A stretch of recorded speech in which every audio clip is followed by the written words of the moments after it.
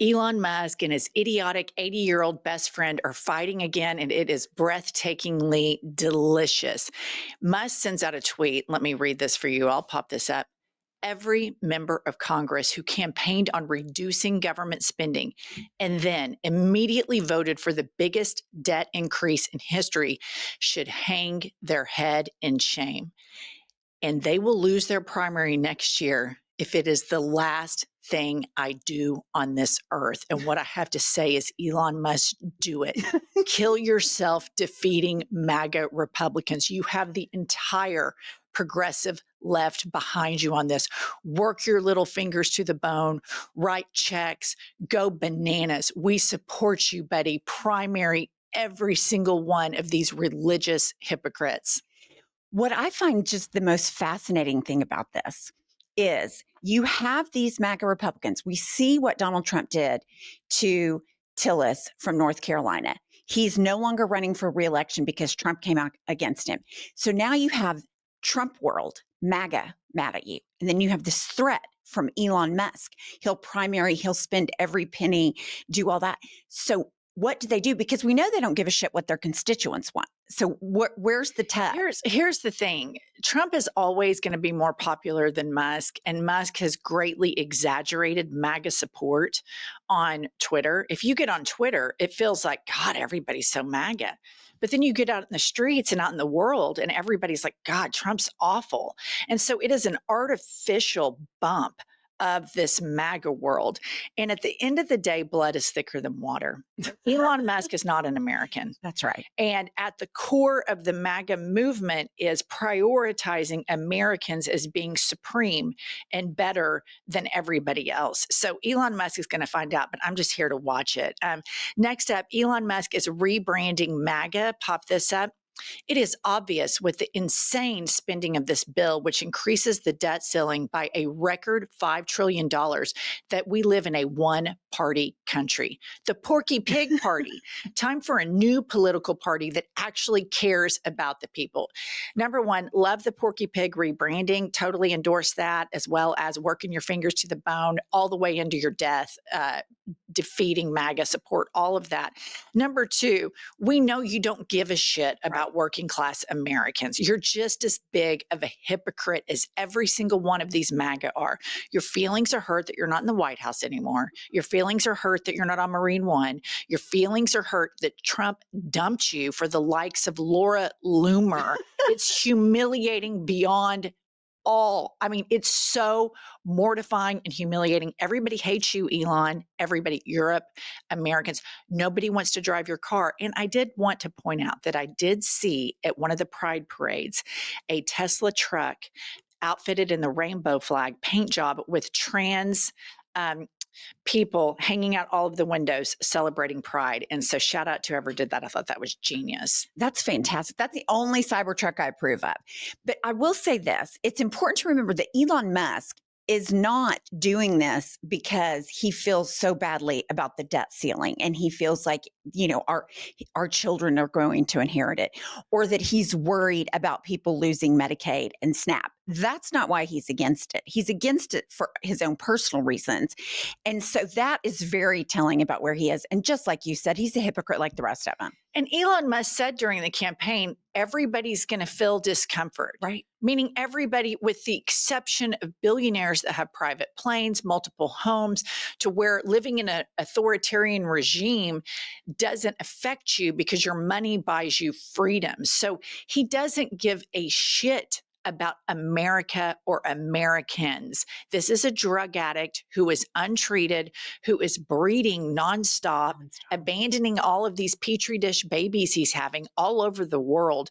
And I think he's going to find out here really soon that Trump is more popular than he is. And you can spend all the money you want to, Elon, and I really hope you do. I really, really hope you muddy up that primary. But look at what happened in Wisconsin. All right, next up, we have more rebranding of MAGA by Elon Musk. Anyone who campaigned on the promise of reducing spending but continues to vote on the biggest debt ceiling increase in history will see their face on this poster in the primary next year. And it is the new branding. So we have the Porky Pig Party, and then we have the Liar Party with a picture of Pinocchio with his nose out, and it's going to have the politician's face on it. I can't wait for all of this to drop. I think this is fantastic. So what are your thoughts on that, Pumps? Well, I think it's a great idea. The Pinocchio thing is just absolutely fantastic. But I'm with you. Is it going to make a difference when you look at Wisconsin? People don't give a shit about Elon Musk unless he's at the hand of Donald Trump. It does, I think, impact the overall brand of MAGA when they start cannibalizing each other. Right. It makes a massive difference because this cannibalization, Elon Musk is saying a lot of this stuff, but what's interesting is if you look at the right-wing media echo chamber, you have Marjorie Taylor Greene, who is making herself like a dove. She is against raising the debt ceiling. You have, she was talking about the AI that was written in the bill. And so you're seeing a fracture and a splintering because all of this is so horrific. It is so wildly unpopular, as we pointed out in an episode yesterday. We're talking about this bill has somewhere in the 20s. It is underwater by double digits.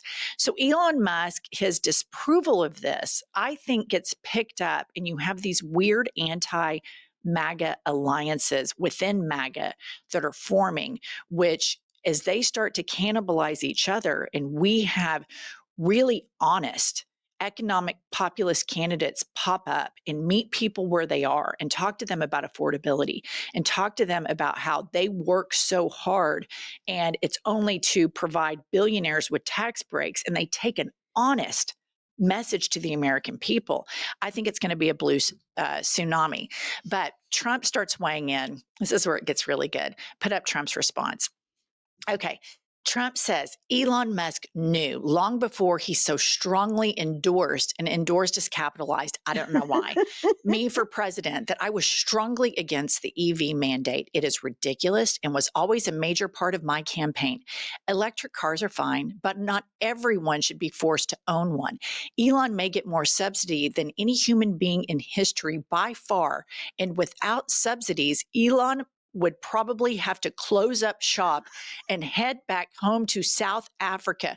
No more rocket launches, satellites, or electric car production, and our country would save a fortune. Perhaps we should have Doge take a good hard look at this. Big money to be saved. What's interesting about me reading this is we have been saying for months that Elon Musk is nothing without government subsidies. And here's what you see at this MAGA, at the epicenter of this MAGA, is they know it's all bullshit. They know they gaslight. They know they propagandize. They know it's all complete bullshit. And then when they get in a fight, then they expose it. Elon Musk is saying, hey, all of these MAGA people are lying hypocrites. This bill sucks. Now, Trump supporters are saying Elon Musk is a corporate welfare queen. American taxpayers are paying for him, and he's not even American.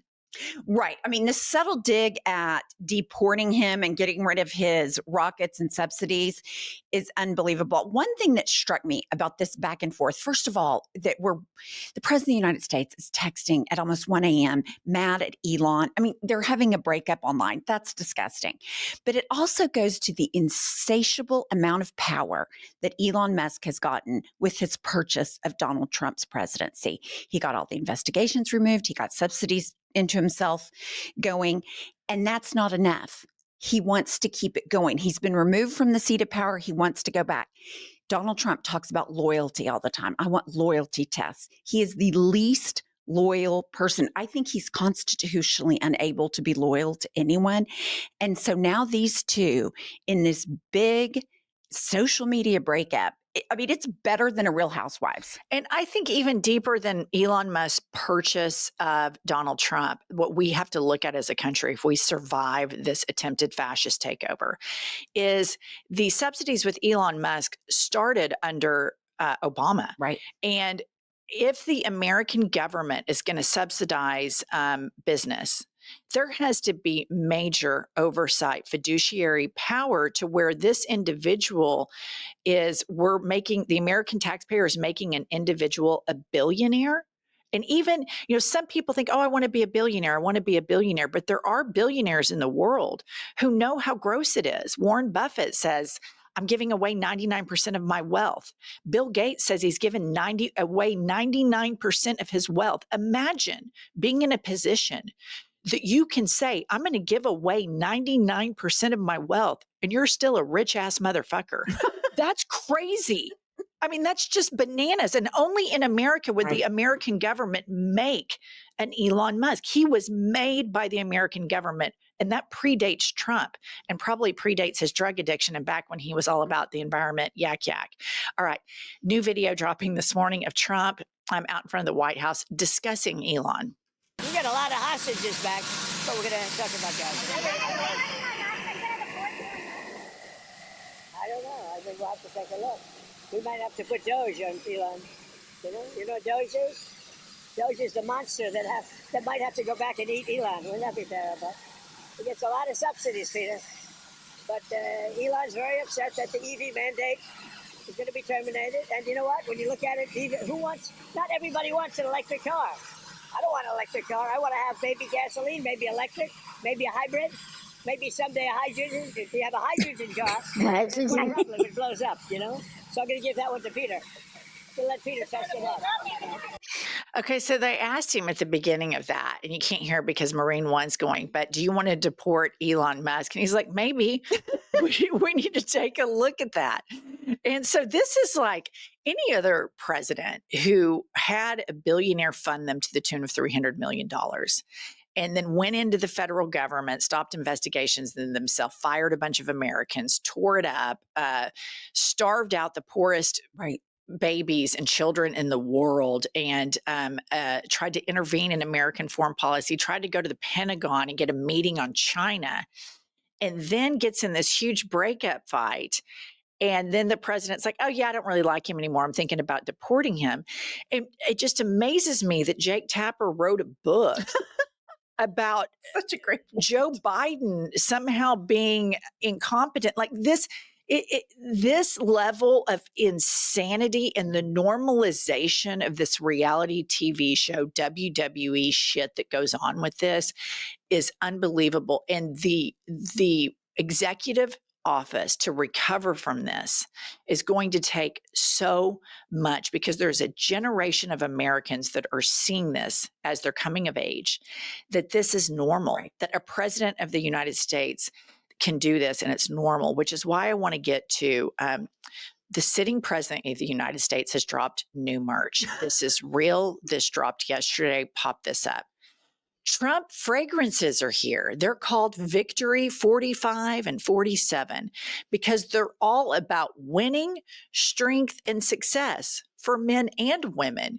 Get yourself a bottle and don't forget to get one for your loved ones too. Enjoy, have fun, and keep winning. Go to gettrumpfragrances.com. This is sitting president of the United States of America adding to his knick-knack, riff-raff, flea market, and then he drops an infomercial. Play the clip. Are here. They make a great Christmas present. I've named them Fight, Fight, Fight because they represent winning. We all want to be winning. We have to win as a nation. We want to win as a family. This fragrance is all about strength and success and confidence for men and for women. Get yourself a bottle and don't forget to grab one for your loved ones too. They'll thank you and they'll even smell good. Enjoy, have fun, keep on winning, and Merry Christmas. Okay. I literally want to know, triple Trumpers, country club Republicans, the white people that said you voted for Trump because of his economic policy. Do you not cringe when you see the president of the United States as a snake oil salesman that cannot blend his makeup, that behaves that way and is selling cologne? Could you imagine? Barack Obama wore a tan suit and y'all had a stage 5 meltdown. Could you imagine if a highly educated African-American politician dropped scents and fragrances in the middle of their term? Jesse Waters, after he had an orgasm, I don't know that he could deliver the rest of his cycle. He'd be so excited about this. Oh, yeah, absolutely not. Here's the thing about this. It's so tone deaf. I mean, Trump is so tone deaf. I understand that. But you have a bill in front of Congress right now that would kick people off SNAP, would take people's Medicaid away. And he is running around selling perfume. It is so abhorrent. And I'll tell you what else. We have heard nothing in the last 10 years but that Trump stinks, that he has a bad odor. We don't know if it's diaper soil. We don't know if it's some kind of weird body oil mixing with the makeup. This man smells bad. Universally, we've heard that for 10 years. And the irony of him selling cologne, Here's the can't wrap thing. my head I around can it. tell you right now, the fragrances suck. They suck. All of his merch sucks. But the fact that the sitting president of the United States It's gross. is selling cologne and perfume, fight, and 45 and 47 fragrances. And then all of these Fortune 500 CEOs just kind of, go, oh, God, he's a nut. But here's the thing everybody has to remember about Trump. Everybody talks behind this motherfucker's back. Everybody, all of the Fortune 500 stock people, all of the people in Congress, all the Republicans who are out there voting for him, all the Republicans that campaign for him, they all talk behind his back. Even the Fox News hosts that embarrass themselves every night, they all talk behind his back. Nobody has the courage to tell him he's a stinky piece of shit to his face. And that is the moral flaw in America. All right, that's all we have for this episode. We'll see you all later this afternoon.